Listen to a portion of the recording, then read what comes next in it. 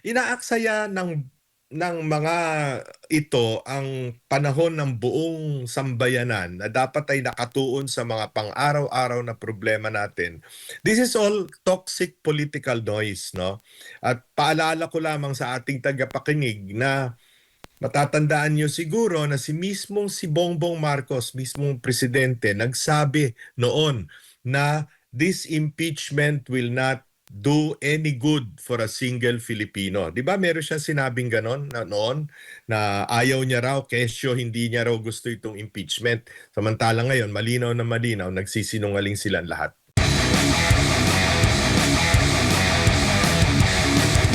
Magandang Mapapansin umaga po sa iyo, Admar. natin, every panahon ng kampanya during sa pagsasalita ng mga politiko, hindi rin may iwasan itong mga ganitong mga banta-banta na alam niyo na pagkalaban sa mga politika, pang-bluff, lalo na pag may narinig ka na banta, iba-bluff mo rin siya kasi meron din akong nababasang mga komento po na kung sadyang gustong i-assassinate ng pangalawang pangulo, ang kanyang target, bakit niya ito isa sa publiko, Sir Lito? Tama, tama ka diyan, Admar. At maski na ordinaryong na tao sa karsada, palagay ko maniniwala diyan sa iyong puntong sinabi na 'yan, no? Ah, kung talagang meron kang plano, bakit mo i-advertise? Bakit mo sasabihin antimano kung ano yung plano mo? Para bang yung ginawa nitong si dating nung first day ba yon o second day yata ng trial na si Attorney Lorna Capunan na sinabing balak daw nilang kuning hostile witness si Vice President Inday Sara. Kung may balak kang ganun, wag mo sabihin, imbitahin mo na lang, humingi ka na lang ng subpoena ad testificandum, no? Kaya yun ang problema sa mga tao na nauuna ang daldal kesa sa pag-iisip na malalim na pag-iisip at pagsusuri, no? Talagang kung sa ano, inaaksaya ng mga ito ang panahon ng buong sambayanan na dapat ay nakatuon sa mga pang-araw-araw na problema natin. This is all toxic political noise, no? At paalala ko lamang sa ating tagapakinig na matatandaan niyo siguro na si Bongbong Marcos, mismong presidente, nagsabi noon na this impeachment will not do any good for a single Filipino. 'Di ba meron siyang sinabing ganon na noon na ayaw niya raw, kesyo hindi niya raw gusto itong impeachment. Samantalang ngayon, malinaw na malinaw, nagsisinungaling silang lahat. Opo, at batay nga dito sa impeachment law natin, no, sa 1987 Constitution, yung accountability of public officers, sinasabi nga dito na ang pwedeng kaharapin, mai-impeach ang isang impeachable official kung meron siyang culpable violation of the Constitution, treason, bribery, graft and corruption, other crimes, or betrayal of public trust. Parang hindi ata na naisaklaw itong Article 4 na ito sa high crimes, kundi ako nagkakamali ha, kundi doon sa betrayal of public trust ata. At marami akong nakakapanayam din ng mga abogado na kung simpleng ganyan lang, dapat nalahad na lang dito sa 1987 Constitution na pati na lang yung mga common crimes. Kasi specific naman dito yung yung mga talagang dapat ma-convict siya or meron siyang kasalanang nagawa, wala naman po yung mga halimbawa, yung sinasabi rin nilang grave threat at sabi nga ng depensa, sampahan na lang siya ng kaso sa RTC or MTC kung sino bang nakakasaklaw nito. And to take note, mahigit 1 taon na naisubmit yung kanilang resulta ng kanilang investigasyon sa DOJ at hindi pa ito umusad sa korte, Sir Lito. Tama ka diyan, Admar. Bakit binaliwala hanggang ngayon ng DOJ yung investigation report at affidavits nitong NBI, no? Wala pa sila isinasampa unless this is all part of a plan na talagang impeachment ang gagamitin. Hindi yung papanagutin si Vice President Inday Sara for grave threats, kundi gamitin ito, i-elevate ito sa impeachment trial dahil ang kanilang gusto lamang mangyari ay ma-disqualify siya na tumakbo sa 2028 presidential elections. Dahil sa malakas ang kanyang mga popularity, hanggang ngayon mataas ang kanyang popularity numbers, samantalang pabagsak ng pabagsak ang popularity at approval at trust rating ni Pangulong BBM. So talagang ang intensyon lamang ay mawala siya sa eksena, no? In the same way na inalis nila rito si Pangulong Rodrigo Duterte at itinapon doon sa ICC na labag sa sarili nating batas maging sa mga patakaran ng ICC, no? So all of this is political. Yun ang nakakainis dito sa mga nangyayari sa ating bansa, Admar, no? Isinasakripisyo ang kalagayan ng ekonomiya, ang kalagayan ng bawat isang mamamayan para lamang sa politika, para lamang manatili sila sa kapangyarihan at manatili rin sila sa pagnanakaw sa kabangbayan. Opo, dito naman po sa pagbabatay, kung pagbabatayan po natin yung mga sinasabi ng mga witness, yung mga nasa prosekusyon, lalo na yung mga aligasyon or mga pumupuna dito sa pangalawang Pangulo, may isasantabi ba natin na wala talagang kamay ang ehekutibo, lalo na ang Pangulo, sa mga kasong kinakaharap ng pangalawang Pangulo? Na parang ginagawa naman nila tayo mga tanga para mangyari ito. Unang-una, dun sa unang impeachment trial, sino unang-unang pumirma? Anak ng Pangulo. Sino huling-huling pumirma? First cousin ng Pangulo, noon ay speaker pa. Pagkatapos dito sa pangalawang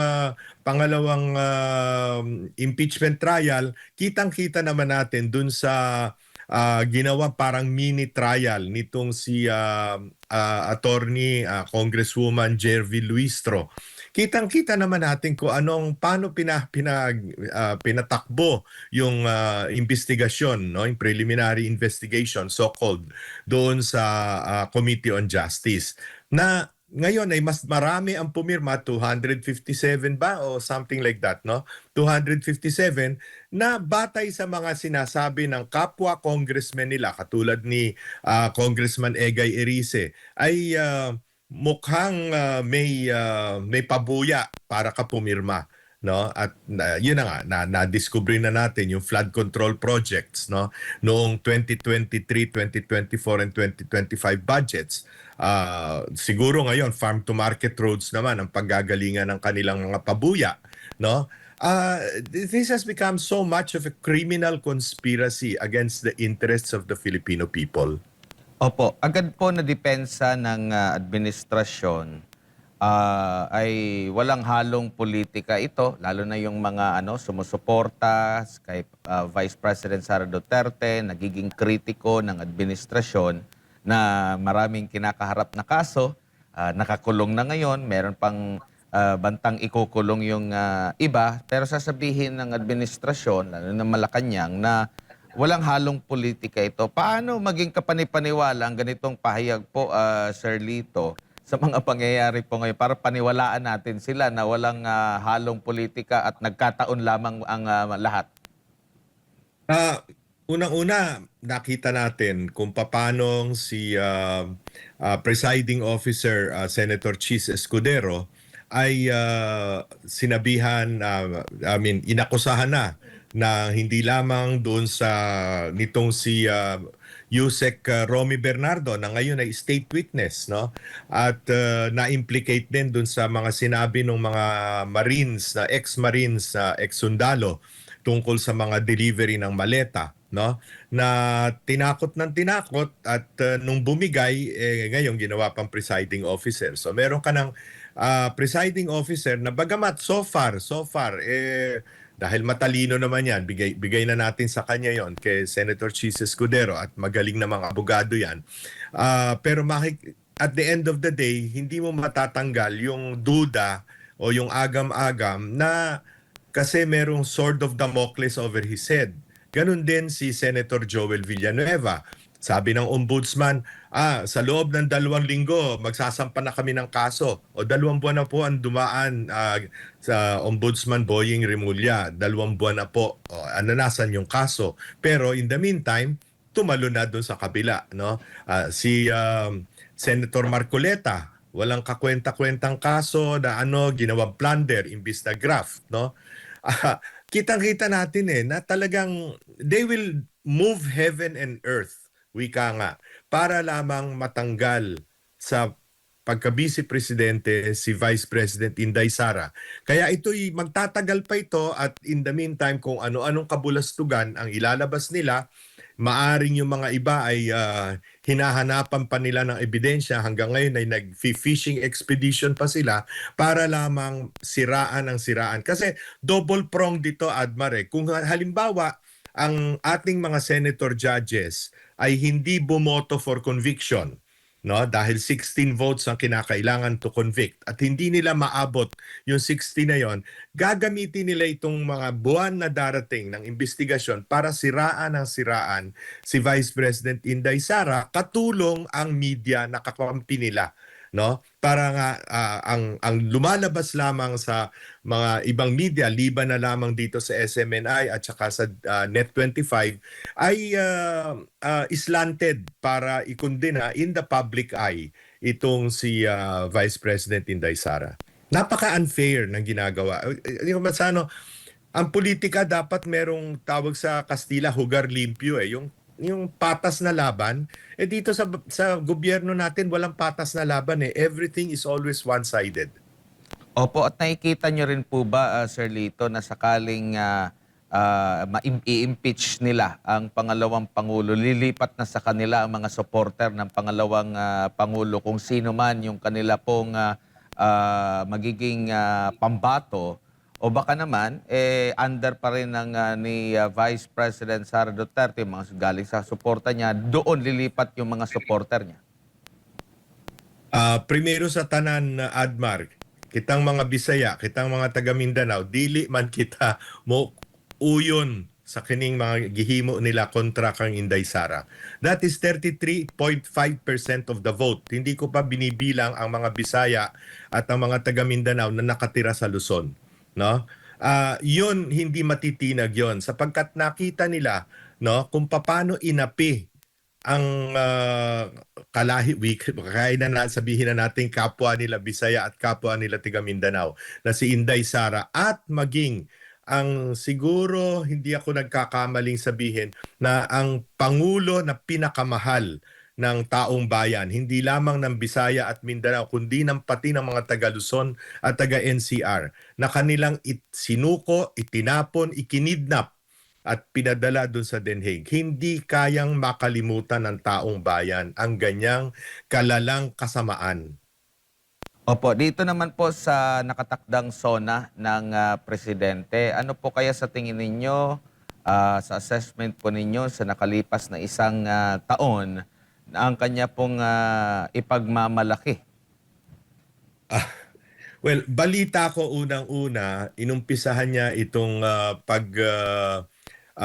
rigodon o pagtanggal ng ilang mga opisyal sa kanyang kabinete na bagamat sangkot sa mga kung ano-anong akusasyon ng katiwalian ay hindi tinatanggal kundi pinagre-resign dahil may sakit o kaya nire-recycle, no?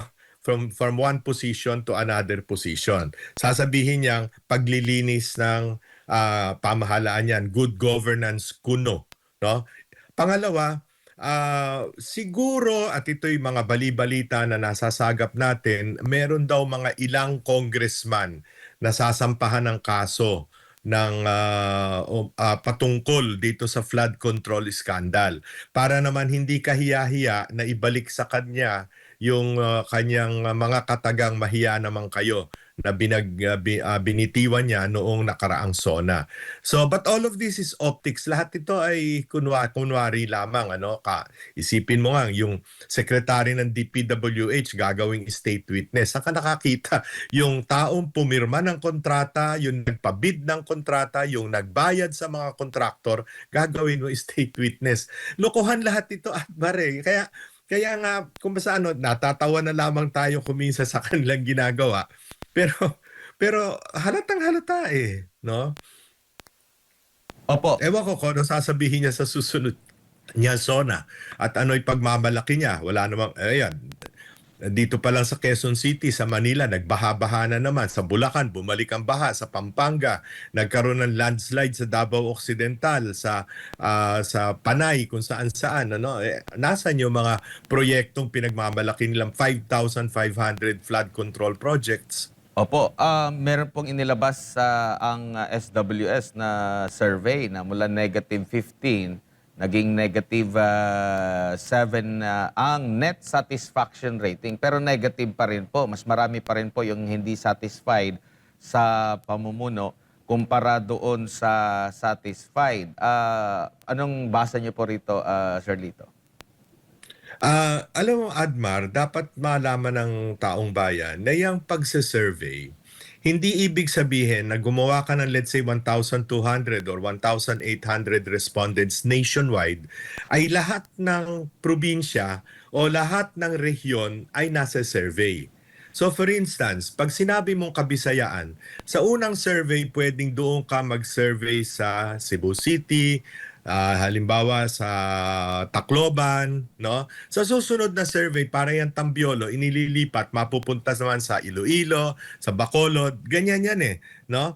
At kung kakargahan mo yung halimbawa yung Ilocos, dadagdagan mo ang isa-survey mo doon, hindi naman nalalaman ng taong bayan kung paano talaga yung mechanics ng pagsasurvey. Kaya kung matatandaan mo noong 2025, lahat sila, Pulse Asia, SWS, WR numero, ano pa ba yun?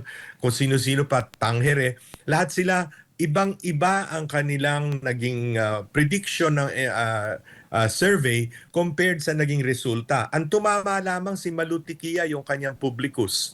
'Di ba? Na sinabi niya kung sino ang mananalo at sino matatalo doon sa senatorial survey. Siya lamang ang tumama. Hindi ko pinagbibintangan ng bias ang mga 'yan. Ang sinasabi ko lamang, hindi mo kayang kunin ang pulso ng buong bansa, no?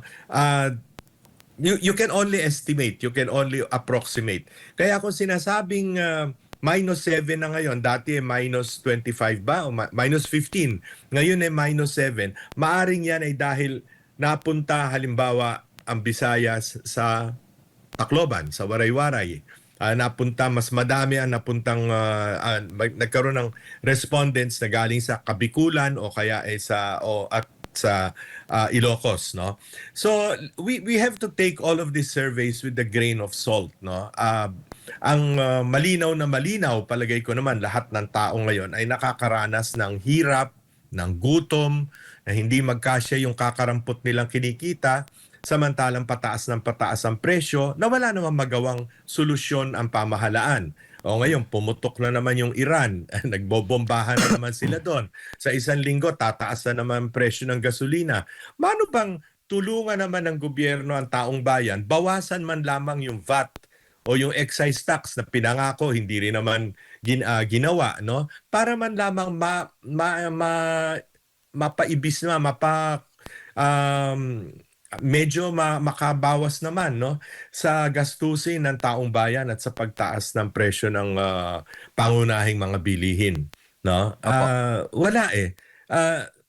In essence, this is a government that can be characterized as one, overspending, two, overtaxing, three, overborrowing, and four, overstealing. Uulitin ko, overspending, overtaxing, overborrowing, overstealing.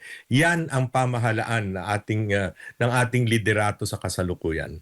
Opo, at kung pagbabatayan ito pong assessment natin ninyo, Sir Lito, sa performance ng kasalukuyang administrasyon, lalo na ang Pangulong Bongbong Marcos, kung meron po siyang i-endorso for 2028, may bigat ba ito? May dating ba ito? Dapat bang makakuha ang isang nag-aasam na tumakbo sa darating na 2028 election ang endorso ng isang Marcos Jr.? Yan ang malinaw na magiging kiss of death. Kanya nga ang solusyon nila, tanggalin ang kalaban, no? Ang gusto nila, no? Hindi lamang yung hindi lamang yung itali ang isang kamay ng boksingero sa labanan, kundi talagang tanggalin yung kalaban, walang kalaban. 'Yun ang habol nila. Pero papayagan ba naman ng taong bayan ang ganyang pagsasalaula sa ating demokrasya, sa ating republika, no? Where we are given the freedom to choose our leaders. Opo, siguro sir dito, huli na lang, ano bang inaasahan mo mamaya sa day 5 nitong impeachment trial ni VP Sara Duterte? Magpapatuloy yung cross-examination kay Attorney Lotoc at possible ay ihaharap po yung pangatlong witness which is si Attorney Zulaika Lopez, yung Chief of Staff ng Vice Presidente. Well, unang-una, patuloy na gigisahin ng depensa, palagay ko, batay doon sa kanilang mga moves o mga ginawa nila kahapon, yung mga discrepancies nga dito sa investigation report at yung mga kakulangan ng tunay na investigasyon. Basano, hindi naman talaga nag-imbestiga gumawa na lamang ng conclusion. Dapat din siguro malaman ng taong bayan na itong si Attorney Lotoc kasama nitong si anong pangalan nito? John Mark Calilong, no? Ito at isang team ng mga cybercrime division ng NBI ay nahaharap sa kaso sa ombudsman dahil sa illegal detention at parang hulidap na ginawa nila noong 2025, no? Kung saan may mga teacher na Chinese nationals na kanilang hinuli at pagkatapos ay di umano inaakusahan sila na trying to get parang yung freedom o yung dinetain kasi nila itong mga ito at hinihingan ng di umano ay kung ilang milyong piso para lamang makalabas sa detention. But that is another issue, no? Na dapat siguro ay tuunan din ng pansin mismo ng NBI at ng ombudsman, no? Pero dito kay Zulaika Lopez, hostile witness ang hindi defense ang humingi na ito'y maging testigo. Ang humingi ay ang prosecution na palagay ko gagawin nila ang lahat para i-pin down si Zulaika Lopez para makakuha sila ng again to create the impression na talagang seryoso yung di umano ay threat ni Vice President Inday Sara at pero ako naman ay kumpiyansa na kayang-kaya ng depensa na again sa cross-examination kay Zulaika Lopez ay lumabas ang katotohanan na ginipit ng todo-todo itong si Zulaika Lopez na siyang ikinagalit na rin ng ating Vice President. Opo, at lumilinaw na rin po yung mga pahayag doon no, ng Vice Presidente na sila'y magsasalita sa right venue. Ito na ho ba yung nakikita natin? Kasi noon, kung haharap po sila sa mga pagdinig ng kamera, ay parang ginigipit po sila. Pero dito, parang malaya pong nakakapagsalita at nakakapagbigay po sila ng kontrasalaysay sa mga akusasyong ibinabato laban po sa pangalawang Pangulo. Maganda at binanggit mo yan Jay, no? Kasi kahagabi nung mga tatlo yata o dalawang newscast yung aking papalit-palit ako. Ang tumbok lagi ika-4 na araw ng Senate trial pero hanggang ngayon hindi sumisipot si Vice President Inday Sara Duterte. Alam naman nilang hindi kailangang sumipot, hindi kailangang pumunta at represented nga ng defense. Pero yun kagad ang paunang salita nila, hindi na naman sumipot, no?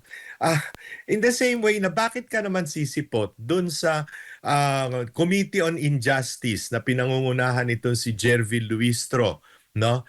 Na alam mo namang unang-una hindi mo madidepensahan ang sarili mo doon, hindi ka makapagsasalita, miski mga abogado mo hindi makakapag-cross-examine ng mga testigo nila, no? Na puro naman kapalpakan ang ginawa. Yung si Ramil Madriaga na ewan ko sa nilang dinampot yung halatang-halata, bistadong-bistado, maski sino nanonood na nagsisinungaling ng katakot-takot, no? So, sa tamang panahon, siguro, depende sa pag-estima ng defense, kung kinakailangan nilang iharap si Vice President Inday Sara, siguro haharap. Pero, malinaw na malinaw sa rules of the Senate trial na walang compulsion na pumunta doon o tumistigo o miski magpakita man lamang si Vice President Inday Sara. Opo. Siguro huli na lang, Sir Lito, ano ba dapat tingnan ng publiko? Sabi mo kanina, yung ibang media, iba-iba po yung pinapalabas.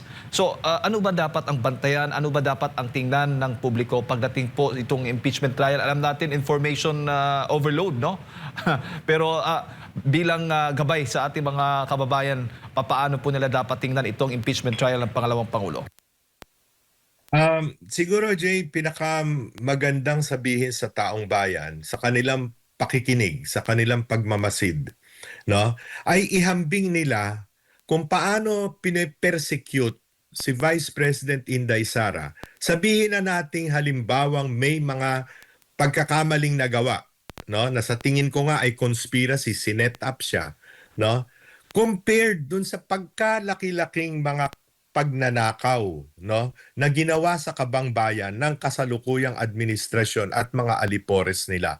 How do you compare 125 o 112.5 plus 500 million na hanggang ngayon ay wala pang final COA report, no, compared to kitang-kita natin yung mga ghost projects at yung mga substandard projects na wika nga ni Congressman Egay Erice sa kanyang pag-estimate sa 3 taong budget ay umabot ng 1.8 trillion pesos ang winaldas, no? Magkano diyan ang pumasok sa kung kani-kaninong bulsa? Yan ba ang gusto nating kampihan? Yan bang mga taong yan na ngayon umuusig kay Vice President Inday Sara? They're not coming to court with clean hands sapagkat sila ang pinakamarumi dito sa ating corruption scandals, no? Sila pa ang may ganang usig dito sa ating Vice President na wala namang kapangyarihan na gaano sapagkat siya ay spare tire lamang, no? So malinaw na malinaw. Talagang ang gusto lamang nila ay mawala siya sa eksena para sa 2028. Happy days are here again para sa mga kawatan, para sa mga mandarambong sa ating bansa.